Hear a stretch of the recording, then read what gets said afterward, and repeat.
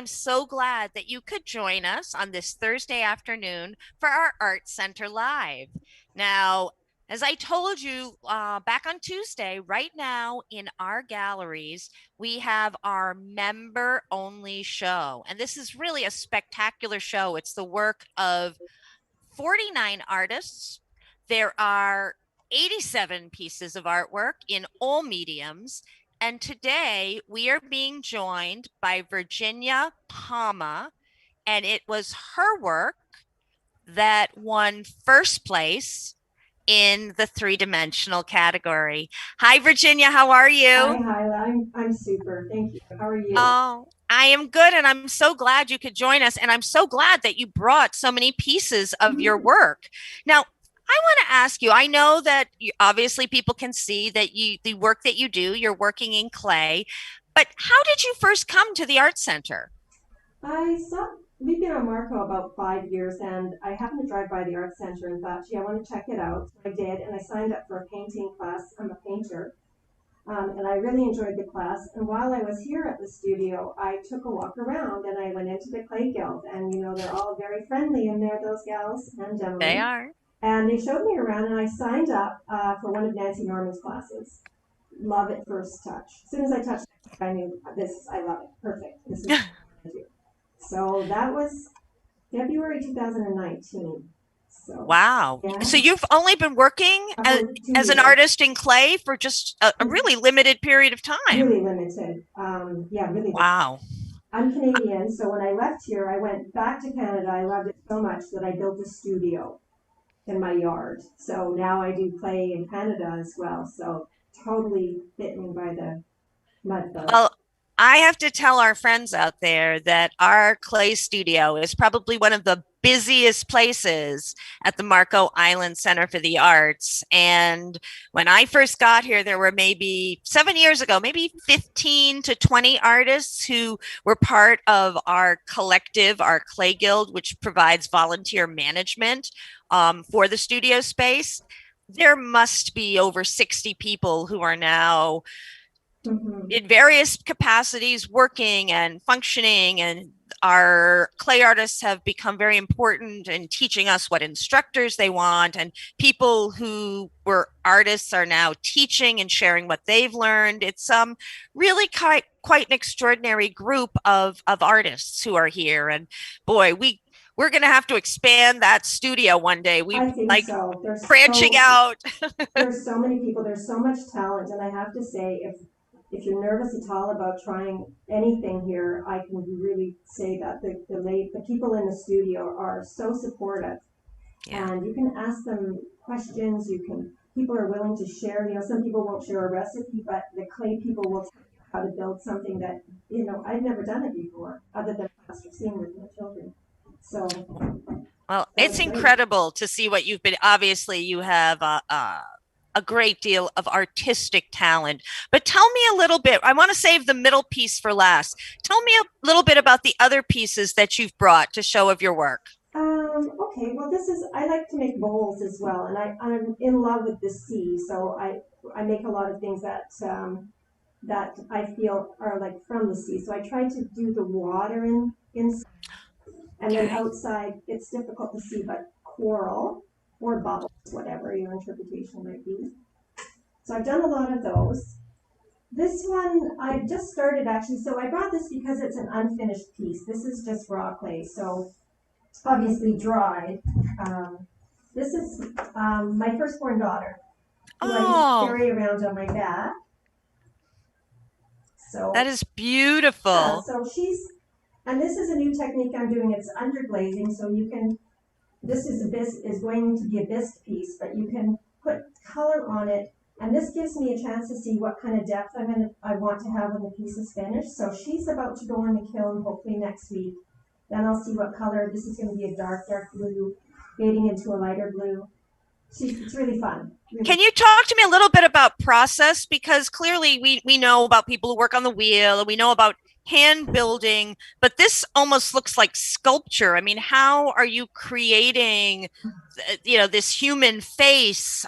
Is are you taking a lump of clay and shaping it to look like a face? Well, actually, I have Anne Breland woman to thank for teaching me how to do this. She taught me how to do it. This is, everyone kind of knows how to make a coil pot. You probably did that in the kindergarten. Yeah.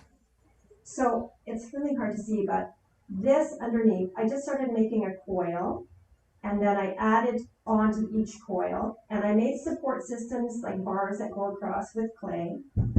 Then when I say I get to about here, I add on more clay on the outside, and then I use my tools and my hands to make this part. I keep coming up, and at this point, I'm still doing this shape. I always make my faces flat, and then I add on the pieces, like the Okay. nose. So that's how that process goes. And then you just add on. Sometimes It's you have to exquisite. use paper inside to keep it until it gets leather hard, and then I just fish out the paper. So, but I mean, clay. This is paper clay, so it's Oh, a little okay. bit different. This over here That's is it. a I think it's a B mix clay, and you can see how, I don't know if the camera picks it up, but it fires differently. So the glaze, I get little spots on this one, not paper clay. Paper clay is really good for what I do because it has paper in it, so it's Mm-hmm. good structurally. So yeah, anyway, I'm excited about her. How do you make I mean, that hair? I mean, there's so much detail in the hair of the little small guy with a bird This on his little head. boy, yeah. So this one you can see better about the support systems Oh, inside. okay. Yeah, Yeah, and that's really helpful. those go all the way up. How do I make the hair? Well, of course he was completely finished, except Hmm. for I had a little bit. I left a hole up here where I sat the little seagull. These are just stick on, stick on. Oh, so you're just like making little rolls of clay and then Yeah, twisting it yeah, and making it into hair. yeah. It took quite a while, but he's cute. And I tried a different technique with him that Anne Vreeland taught me again, antiquing, an antique clay. So it's always an experiment. I learned not to be afraid of the outcome because it's Hmm. part of the learning curve, right? And I And love this again, little guy, I love that little guy. What's his name? boy and seagull. Boy and Seagull. Yeah, Okay. yeah. Well, I like him a lot too. I really like that. He's I just can't going. get over. He's going into the gift shop. Is he going into the End gift of the shop? day, Excellent. that's where he's. I wanted to keep him, but I can't keep everything. I have too much No, already.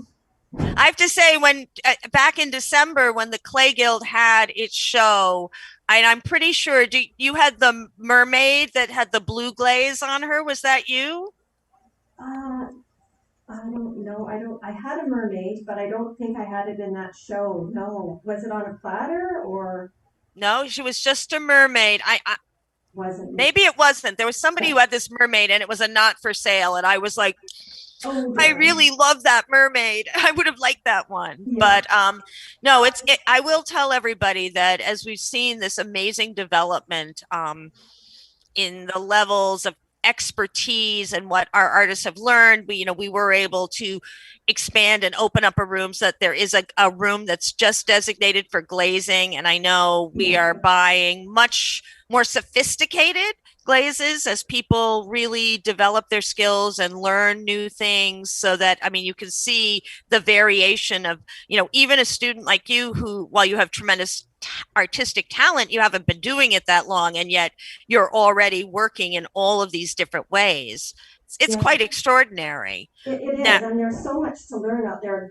This piece and all of mm-hmm, these pieces here, except for this one, are done with a technique under glazing. So when they're at the greenware stage before they've been bisque fired, I can paint the glaze on. It's a okay, long process, 3 coats, so you can imagine what it takes. So this one actually wasn't. I used a clear glaze from the Guild, but this one was the paints that I have at home that I used for this particular one. Long process, and that worked out well for me. I won't always do it because it's so intensive. how long does it take to create a piece like that?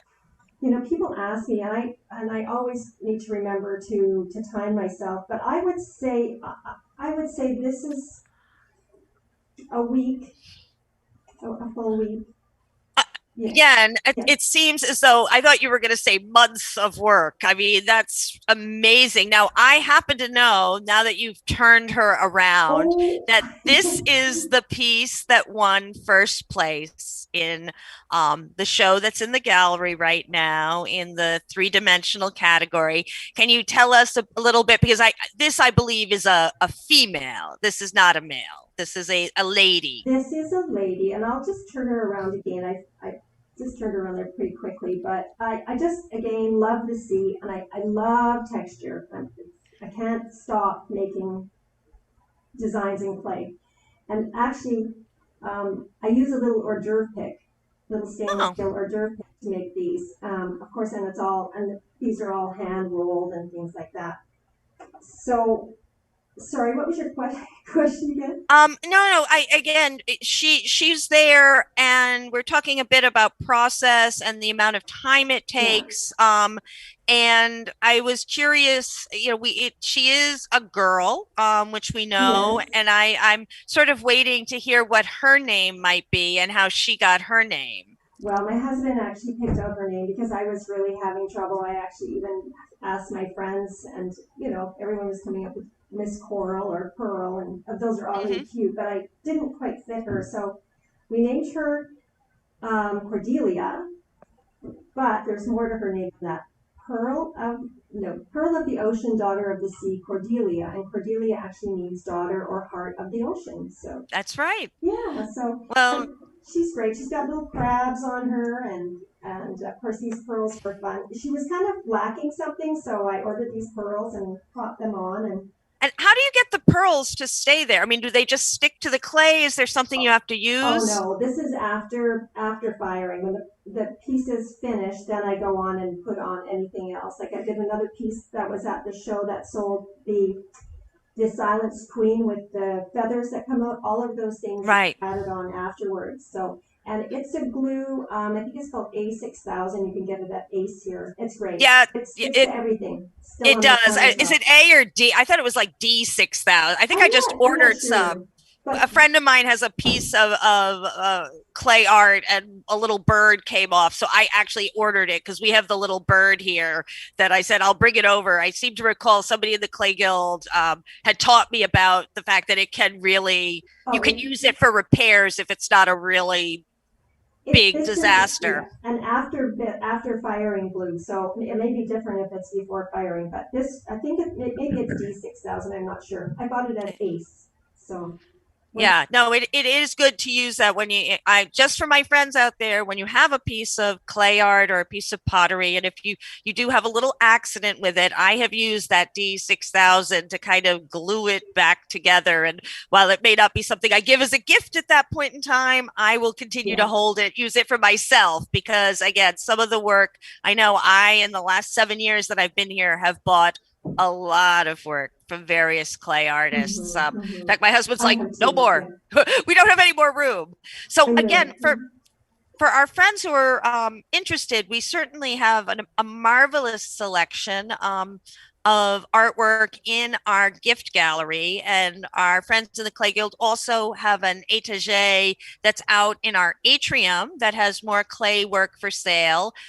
And if you want to see a broader range of art from the Clay Guild members, they will be doing an outdoor show at the end of the month when we do our art show in our parking lot. So that Amazing gives you, pieces. The sales are a great way to see all of the talent that we have here. I mean, I usually buy something every time, which I have to stop doing because I have too much stuff.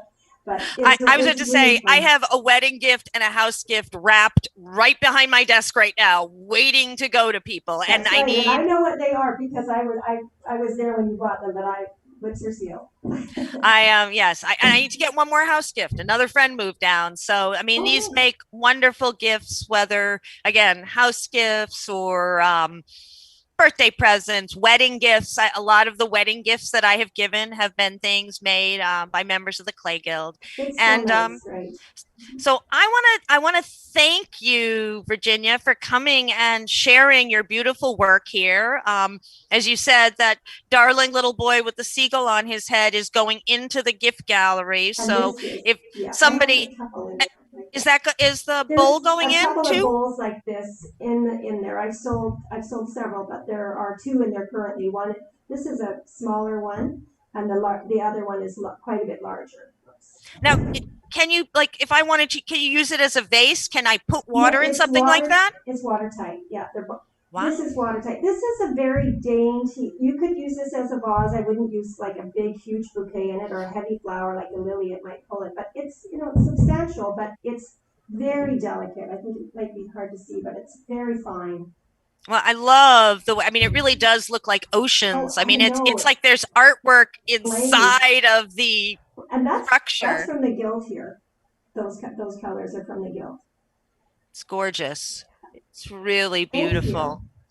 Well, again, I want to thank you for sharing your work. I want to congratulate you again on your blue ribbon. Oh, That was it was quite something. Our judges for this show were the husband and wife team of Austin and Aaron Bell. Aaron is the manages is director of exhibitions at the beautiful Naples Botanical Garden, one of my favorite places, and Austin is the curator over at the Historical Museum or the Historical Society here on Marco Island, which for a smaller museum is, well, it's exceptional. it And if you is. haven't gone to visit, you need to take Yeah, some time and check it out and look at the exhibits are fantastic. You will be glad that you did.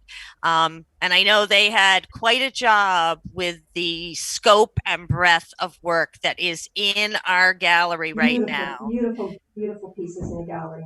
It really is. It's a Really great beautiful. show. Yeah, So if so much you talent.